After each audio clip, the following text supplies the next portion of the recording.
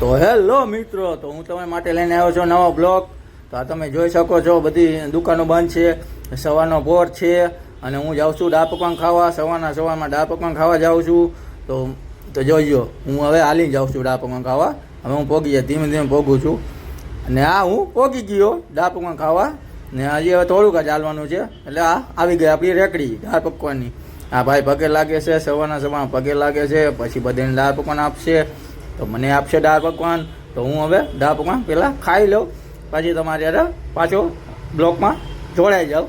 એટલે આ તમે જો બધા બ્લોક, આ ભાઈનો જો સીન બીન કેમ છે, વાળ બાળ કેમ છે આ ભાઈના, જોઈ લ્યો તમે. આ ઘૂઘરા લખેલા છે, ઘૂઘરા ઊંધું નથી, કેમેરો ઊંધો છે, મને એવું લાગે છે ઘૂઘરા ઊંધું. સોરી, કાંઈ વાંધો નહીં. તો જો આ તમે એ ભાઈ, હવે મેં દાળ પકવાન ખાઈ લીધા. આ મને જણાવવા કયો રોડ છે અને આ ગેટનું નામ શું છે. એટલે હું હવે ધીમે ધીમે ઘરે જાઉં છું.